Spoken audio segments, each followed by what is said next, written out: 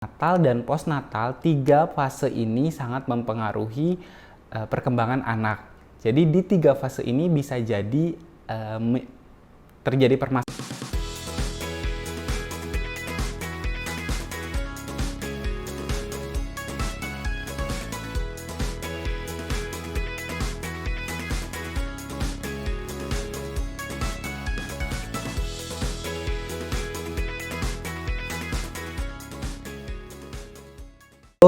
Assalamualaikum warahmatullahi wabarakatuh.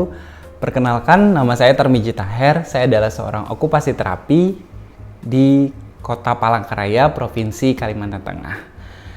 Sebelum lanjut ke videonya, saya ucapkan terima kasih banyak buat teman-teman yang selalu mendukung dan support di channel YouTube ini. Semoga channel YouTube ini bermanfaat untuk kita semua. Di video kali ini, kita mau mengenal lebih jauh apa sih itu cerebral palsy dan apa yang dilakukan oleh tenaga terapi okupasi pada diagnosa cerebral palsy. Langsung saja, mari kita mulai.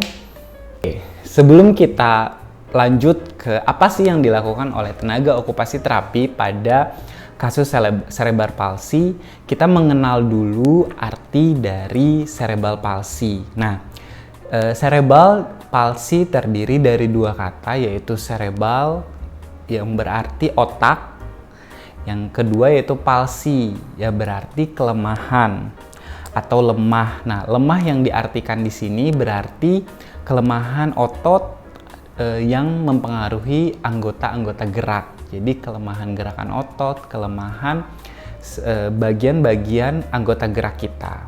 Baik itu kaki saja atau tangan saja atau keduanya. Intinya adalah gangguan yang terjadi di cerebral atau di otak yang mempengaruhi kekuatan atau anggota gerak kita yang menyebabkan akhirnya menjadi lemah. Seperti itu sederhananya. Nah, cerebral palsy disebabkan oleh banyak sekali, ada beberapa penyebabnya. Yang pertama bisa dikarenakan oleh gen, yang kedua bisa karena virus, ada beberapa virus yang menyebabkan terjadinya cerebral palsy. Nah, yang ketiga itu juga bisa dikarenakan bayi lahir dengan kondisi prematur. Jadi tiga hal ini mempunyai peran penting yang mengakibatkan atau yang bisa mengakibatkan terjadinya cerebral palsy seperti itu. Jadi ada pula penyebab-penyebab tambahan lain setelah anak mengalami kelahiran. Jadi ada tiga fase: prenatal, natal, dan postnatal. Tiga fase ini sangat mempengaruhi perkembangan anak. Jadi di tiga fase ini bisa jadi terjadi permasalahan yang akhirnya menyebabkan terjadinya cerebral palsy seperti itu. Nah, sederhananya cerebral palsy disebabkan atau dikarenakan oleh adanya gangguan di otak anak yang mengakibatkan terjadinya kelemahan pada anggota gerak. Nah, sederhananya seperti itu. Nah, lanjut. Kapan sih waktu anak-anak bisa terserang atau terkena kasus cerebral palsy ini?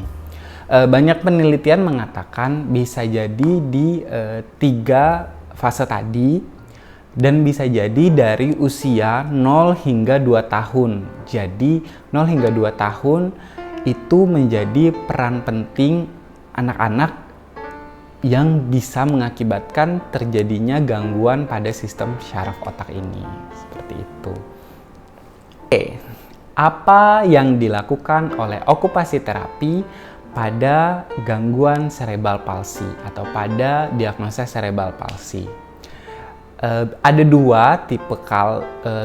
dua jenis penanganan okupasi terapi pada gangguan ini. Kalau misalnya di kondisi awal anak, misalnya anak di usia yang masih kecil, usia di bawah 5 tahun atau di bawah 7 tahun, nah kita membantu meningkatkan kekuatan ototnya dan meningkatkan fungsi kemandirian anak. Jadi, misalnya dia kesulitan berjalan, okupasi terapi bersama fisioterapi juga membantu bagaimana anak bisa mengejar keterbatasan atau keterlambatan ini. Apabila dilakukan sedini mungkin, keterbatasan atau gangguan yang muncul tidak akan terlihat terlalu besar karena kita sudah cepat menanganinya.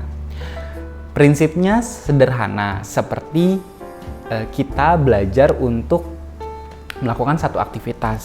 Semakin aktivitas itu sering dilakukan, maka permasalahan itu juga akan pelan-pelan tidak terlihat. Karena misalnya gini, terbatasnya anggota gerak, tangannya sulit digerakkan, tapi setiap hari kita menggerakkan tangan itu, kita melawan untuk gerakan keluar, atau bahasanya itu ekstensi, kita gerakan keluar. Nah, otomatis otot-otot kita akan menjadi semakin panjang dan tidak muncul seperti ini. Nah, sederhana itu seperti itu. Okupasi terapi membantu untuk meningkatkan kemampuan yang mengalami keterbatasan. Kalau misalnya di usia sekolah, kita bisa membantu sampai aspek meningkatkan kemampuan belajarnya, meningkatkan konsentrasinya, meningkatkan koordinasinya, meningkatkan atensinya, seperti itu.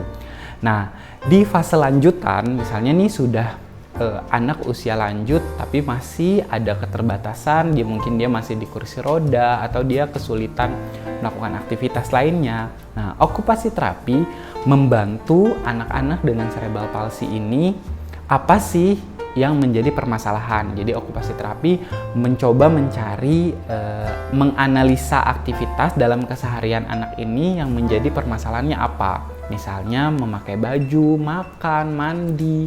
Nah, setelah itu didapatkan, okupasi terapi akan membuatkan satu metode, baik itu settingan lingkungan yang kita setting atau penggunaan alat bantu agar anak ini bisa mandiri dengan kemampuannya. Bahasanya juga kita bisa mengurangi bantuan dari orang-orang sekitarnya. Otomatis dia akan bisa melakukan aktivitas kesehariannya dengan mandiri. Minimal kita hanya mengawasi sebagai orang dewasa, seperti itu. Mungkin ini saja video sederhana yang saya buat untuk penjelasan singkat cerebral palsy. Kalau ada tambahan boleh ditaruh di komentar di bawah.